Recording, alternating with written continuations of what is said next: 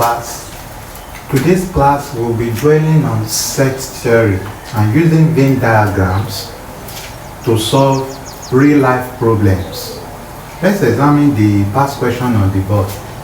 That in a certain class, 22 students take one or more of chemistry, economics and government. 12 take economics, 8 take government, and 7 take chemistry. Nobody take economics and chemistry, and 4 students take economics and government. We're asked to A, Roman figure 1, using set notation and letters indicated above. Write down the true statement in the last sentence. 2. Draw a Venn diagram to illustrate the information. How many students take both chemistry and government? And Roman figure 2, government only. So for us to solve this problem, we're asked to interpret using set notation and letters indicated above. Write down the true statement in the last sentence. The true statement in the last sentence is nobody takes economics and chemistry. Let's take the first one, A, Roman figure 1. Nobody takes economics and chemistry means number of economics and chemistry means economics intersection chemistry. Anytime you see and, it means intersection. Anytime you see or, it means union. So nobody means it is a null set. That means it's a null set. That means an empty set. Or you say like this, empty set. So that is for 1. What about 4 students take economics and government? Number of economics and government equals to 4. But that's the solution for the last 2 sentences in the question. We are told to draw a Venn diagram to illustrate the information. Let's draw a Venn diagram. In the question we're given 22 students take one or more of chemistry. That is the universal set is 22. And we're told that economics and 12 take economics. So let's draw the Venn diagram as Roman figure 2. Let's say this is economics. Economics is, this is economics. But don't forget, in a Venn diagram, there are 3 circles where the number of students that take all the 3 subjects will be in the middle. But we are told that one is empty, economics and chemistry. Nobody takes economics and chemistry. That means, but we are told that 4 students take economics and government. So we can make economics and government to have figures. So similarly, this is government. 4 students take economics and government. But we are told that nobody takes economics and chemistry. Economics and chemistry is 0. But we are told that to find how many students take both chemistry and government. That means chemistry and government must have a value. Let's label it this way.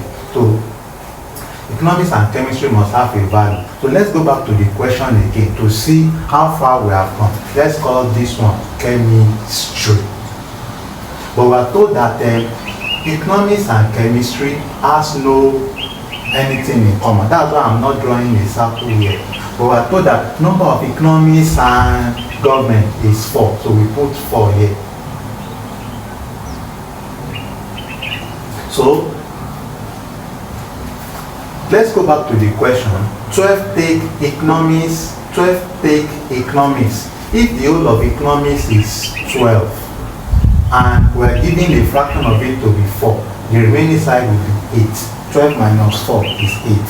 Similarly, we are told that 8 take government. Number of government is what?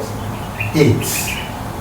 So we cannot just say 8 minus 4 and we put it here because there's a figure here. So what we do now is that we will say first let the total number of students that take government and chemistry, let it be X. If they are X And we know that the total number that takes government is 8. The total number that takes government here is 8. We know that government is 4, and we said this place is 4 plus x will give us 8. The total of this one is 8. The total of this circle is 8. And we have 4 and s in the circle. The remaining part will be 8 minus 4 minus x.